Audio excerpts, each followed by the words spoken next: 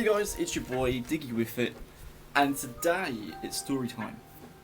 Now this story was one of my first ever house parties, so it must have been about 4 maybe years ago, maybe 5. Anyway, this story includes my brother Callum, 2 new faces, Callum, Stephen, and my friend Brandon. Now it wasn't of the unusual for me to do house parties, as you've seen from a previous video. But it became a regular thing for me to have house parties at mine. So hosting was always interesting, getting loads of different friendship groups together. And it mostly led to a lot of us getting totally out of our heads and doing some regrettable things. Anyway, so this one, I don't regret much in my life. But I definitely regret one of the things I did this night. Interesting enough, this didn't lead with me being drunk. It led with me looking after everyone. Anyway, so as I mentioned before, we used to separate the house into different friendship groups. So, the main room would be the gamers, the conservatory would be the smokers, and outside would be drinkers, or vice versa. But this time round, we just got a small gathering of us all together, and it was certainly interesting. So, for context, Brandon was older than all of us. He was a bit of a slag, to say the least. And I actually looked up to him because he got so much attention. But he come round and we mingled with Callum, who is my friend for a long time, and he's very quiet and antisocial. You've got Kyle, who's just as much a crackhead as I am. On top of that, we had Phillipp, who is a German alcoholic, and it made for an interesting night. Not only that, we also had Kacper, who was from Poland and I went to college with, and we all just bounced off each other. It was a really good night. However, because it was so long ago, a lot of us hadn't really got properly drunk before. So we laid out this table full of alcohol and we just went to town. Anyway, so there we are, we're getting absolutely mullered. And it didn't take long, maybe about 10:30, for Kyle to decide that it was going to be time just to have a little nap on the floor. He got well and truly sick. He threw up into this bowl and just passed out on the floor. Now, because it was a bit awkward between all of these different friends, we had to all get drunk to sort of mingle together. So me being me, I decided, I was like, look, Kyle's passed out on the floor, absolutely drunk out of his face. I went, Brandon, how much would you pay me to eat Kyle's sick? And yeah, you heard that right. I made a bet to eat my brother's sick. Now I'm not talking just going to town on his sick. I'm talking just like a fork in and little chewy, you know. And Brandon was like, look, if you eat that bit there, I'll give you 100 quid. I was like, money's money. So I grabbed a fork, I popped it right into Kyle's sick. I was like, and that's it, he backed out. I'm so gutted because I would have done it as well. As wrong as it is, but when you're drunk, you do some very questionable things. So of course I was gutted because I was so ready to win £100. But now I think of it, it was a little bit messed up. Anyway, so my brother's still passed out on the floor. And Callum, at this rate, who, as I said, is very antisocial, he doesn't really talk to anyone. He was just going, I didn't even notice, he was going to town, back and forth on the alcohol. And he got to the point where he grabbed this bottle of sherry, and he's just like, he's like moaning, and he's trying to tip the sherry into a glass. And he was just like, he was looking at it, like, what? And he didn't realise he had the cork still in the bottle. So he's like waving around trying to get this alcohol out of this bottle. So I did it for him. He's going to town. He's going for it. And at this rate, I don't think I'd ever seen him actually drunk. This is probably one of the first times. So I can remember it so vividly because this was all happening at the same time as we were making the bet about my brother. So there I am, ready to eat this sick. You know, I don't know if. Yeah, I would have gone through with it, I can't even lie. 100 quid's 100 quid, innit? Money's money. And I remember I'm sitting in the corner of the sofa. You've then got Kacper, and you've got Callum, who's now just sat down. And Kacper had taken his hoodie off and left it in the corner. So when Callum sat down, he sat on onto Kacper's hoodie. Oh, and it makes me feel ill every time. Because you can just remember Callum going, oh. And he just starts moaning. Oh, that was it. He just goes, and just throws up all down this hoodie. And so Kacper's laughing. Because I'm sat next to him thinking, oh no, please. Kacper's crying with laughter. And it's only until he looks and he goes, the realisation hit him. Went from burst out of laughter to, oh my god. Callum had thrown up on this brand new hoodie. He had just bought that this day for this party. So Callum's sitting there, throwing up all down himself, all down this brand new hoodie. Now the smell instantly smacked you in the face. And we were all just like, ugh, oh my god. I was like, I'm not being funny, Kacper, but that is well and truly ruined. So Kacper's like, come on, get him off, get him off. So Carl's still on the floor. We've got Phillipp to my left and Kacper, and I'm like, oh my god, I need to do something about Callum here. So the first thing I get is a salad bowl, and I'll just pop it on top of the cig into Callum's chest.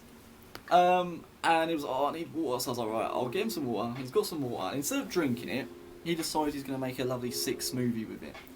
So he grabs the bowl, he grabs the glass, and he decides, oh, you know what I'm going to do? I'm going to throw up all in the bowl and the glass, and then put my hand in it. So he's now passed out, holding the bowl with the glass, with the sick, and his hand's in it. So he's like this. Kacper's hoodie, still on the side, covered in sick.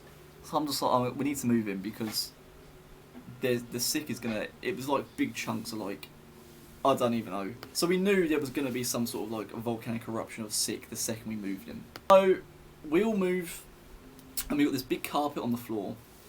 So we moved everything out of the way, like the chairs and the table and everything. And we grabbed Callum and we sort of like, we had to make him stand up.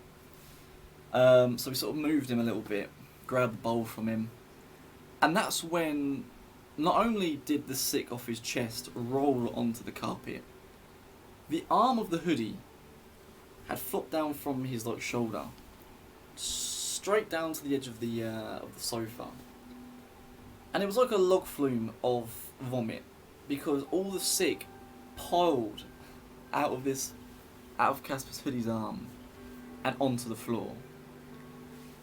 Not only had Callum been sick on the hoodie, he'd actually been sick in the hood and down into the armhole. So when he moved, all the arm just sort of flushed its way out of his arm onto the carpet. So we've now got a boy covered in sick, Kyle on the floor with a bowl of sick next to him, carpet for the sick, and a hoodie for the sick. So I'm laughing and I'm wanting to cry at the same time because my parents were out with this rate. And it was going to be very obvious that the carpet disappeared. So we were like, oh my god. So we moved Callum, we got the bowl away, we've got the hoodie, we've wrapped this up in a bag at this point. We were like, this is it. I was like, Kacper, say goodbye now because you're not going to wear this. It's not even cleanable. You wouldn't want to wear it with your mate sick in it. So we put it in a bag and tied up and left it to the side. And the carpet at this rate, it was one of those furry carpets. Like it had like little braids of like material, so it wasn't a normal carpet. It was just like the sick had engraved itself into the actual carpet.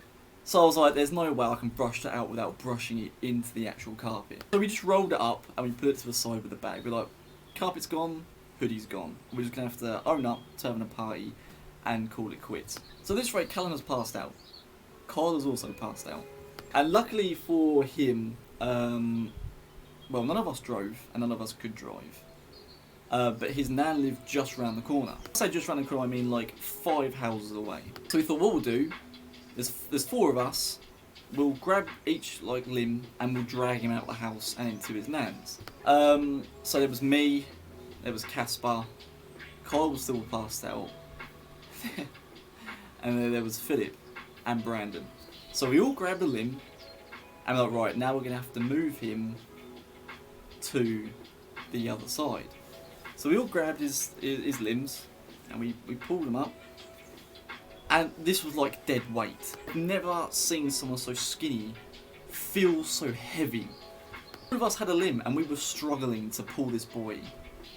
Anyway, so we're walking down the road and in the pitch black. This must have been about 1 o'clock at this rate. And we just, this poor lady, we're knocking on her door, like, please answer, because he's out with it. And she answered the door, she's like, oh my god. I was like, I'm so sorry, but he is so out of it. So we all get in there, and we wrap him up on the floor, because he just can't, we can't lift him upstairs, it was almost impossible. I just remember Callum, like, all tucked away, and starts, like, drooling from the mouth onto her carpet floor. So we're like, right, we need to get back now and see how Kyle's doing. So we get back and Kyle's still out with it. He's like, I think he's woken up at this rate. Tidied up and we're like, right, that's it. We're going to have to call it quits there because it was a sick fest. Brandon, who we thought was going to be, you know, probably the most responsible, had to run out and get pegs just so he could enter the house again. This idiot has got pegs strapped to his nose like a cartoon character. I was like, oh my god, he would barely even touch Callum and move him because he had sick in him. I'm like, really? You're like 20 something and you can't even do it.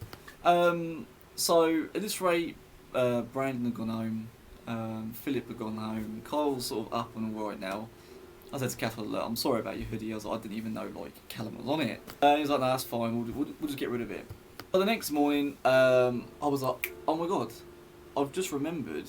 Instead of throwing it in the bin, I don't know what was going over me, and this is where I regret my decision. Just down near the pond that I nearly died in, at the community centre, there's and what I thought was a material recycling bin. I thought, oh, what they do is they just shred it all together and just send it out to, like, you know, get recycled, cleaned and recycled to make new stuff. But the hoodies, it's not clean, but it's, you know, it's in a bag for the sick, but they can do some of that, right? You know, it's better than just throwing it away. So I went down and I put it in the bin, and I got rid of the carpet.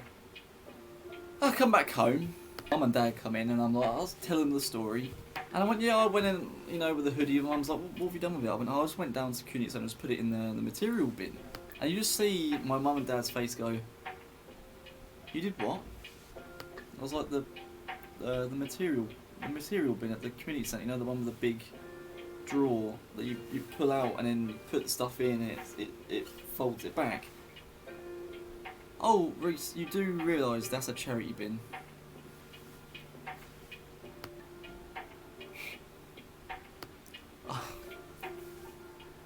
I had put a bag for the sick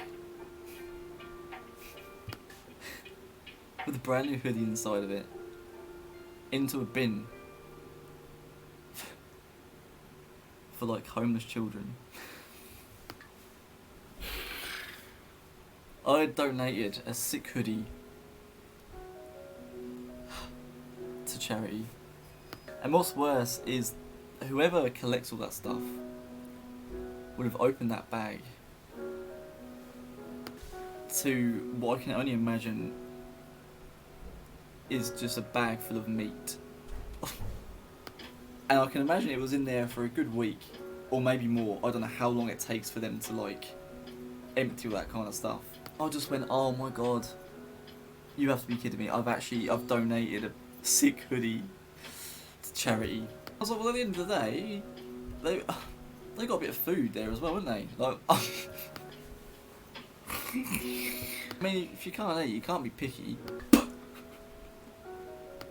Jokes aside, I regretted it. I was like, oh my god, I can't. That's probably one of the worst things I've ever done, without even knowing. And I don't know why it didn't click in my thick skull that why would there be a material bin when it quite clearly had a picture of a child and like a number. And I was like, oh. So yeah, that concludes one of my first ever interesting house parties. The sick and the generous donation.